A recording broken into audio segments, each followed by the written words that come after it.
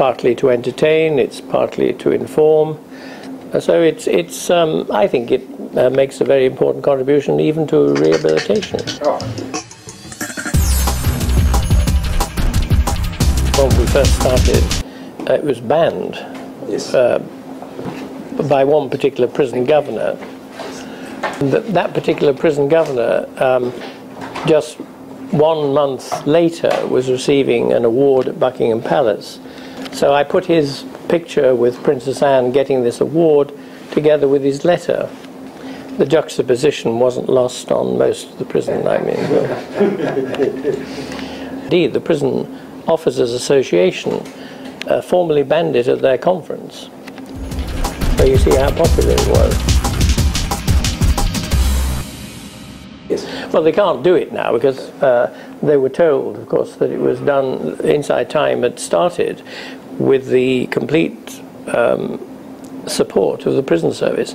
And if the governor didn't stop, you know, if the governor was taken to court by a prisoner, and he was going to be taken to court by a prisoner, then it would be the prison service that would have to go to the court, not the governor.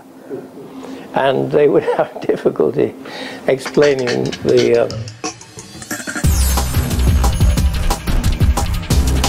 I think the reason why it was accepted and they cooperated with us in their days because it was the Strangeways riots, which is the worst riots in Europe back in 1990.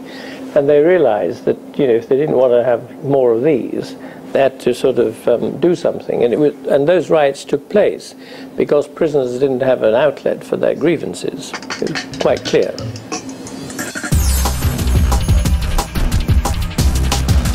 Well, I think over 20 years, I've seen lots of changes. I mean, when I first started banging on about the subject, I mean, people didn't get, they had to have a bath once a week, and they had clothes changed every 2 weeks or something, or whatever it was. And of course, that doesn't happen anymore. There was in-cell lavatories, for example, and by and large, everywhere. So, and that changed. So there's been quite a few things. I mean, the Ombudsman was introduced. Yes.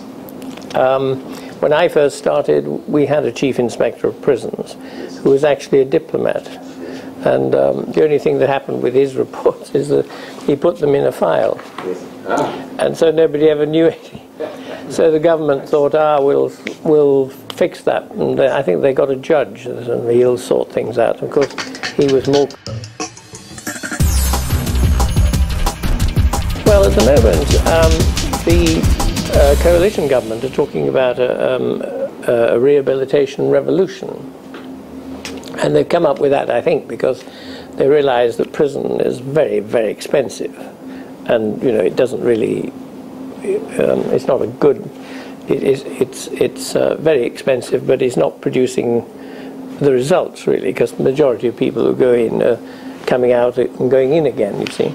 Now, if you had a hospital that, you know, majority of people went in, came out worse than they went in, you'd close it, wouldn't you? But for some reason or other, people just produce more and more prisons. So I think at the moment they're trying to wrestle with this problem of it being very costly. And they're trying to find out ways in which they can perhaps reduce the population of prisons. Because a lot of people shouldn't really be there. I mean, it's, you know, they're not a threat to anybody.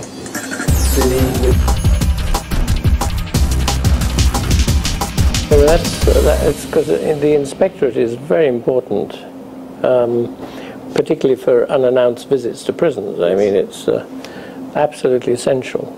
Do they